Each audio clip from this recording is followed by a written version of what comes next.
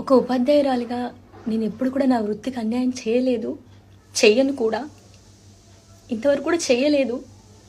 కానీ నాకున్న ఒక అవివేకం వల్ల ప్రమోషన్స్ చేయడం జరిగింది. ఫస్ట్ ప్రమోషన్తో నాకు ఎవరైనా చెప్పిన బాగుండు, చెప్పలేదు, దానివల్ల ప్రమోషన్స్ చేయడం జరిగింది.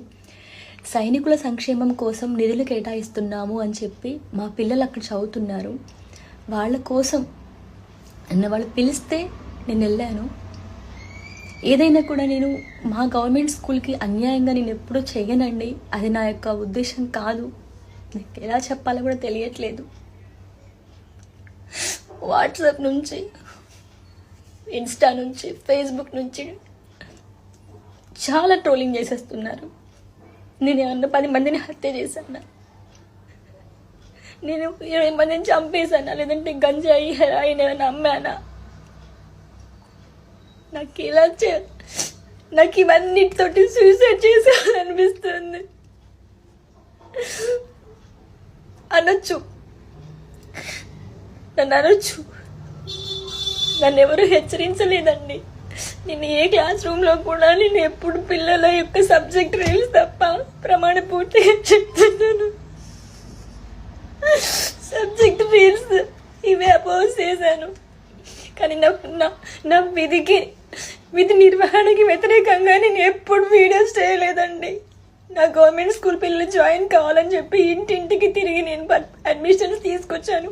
మా స్కూల్లో, గవర్నమెంట్ స్కూల్లో 6th and 7th క్లాసెస్లో మీరు ప్రతి ఒక్క పిల్లవాడిని అడగండి, నేను ఎప్పుడన్నా పాటలు పాడానా?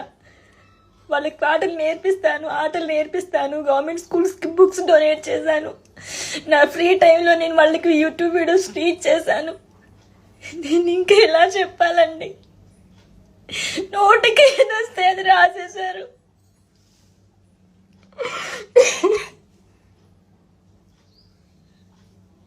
పాటలు చెప్పడం మానేసి రీల్ చేసిందని చెప్పి నోటికి ఏదొస్తే అది మీ న్యూస్ల కోసం. మనిషి చచ్చిపోయినా అంతే, నా అప్పుడు హ్యాపీగా ఉండండి. మీరంతా చచ్చిపోయింది కావచ్చు మీ ట్రోలింగ్కి అని 4-5 రోజుల నుంచి నీళ్లు తాగలేదండి. మీరు నమ్ముతారా? ఇప్పుడు రీల్ చెయ్యొచ్చో లేదో కూడా నాకు తెలియదు. బీపీ డౌన్ అయిపోయి నాకు మైండ్ పని చేయట్లేదు. కడుపుకు తిండి పెట్టే జాబ్కి అన్యాయం చేసుకుంటారా అండి? తెలియలేదు నాకు.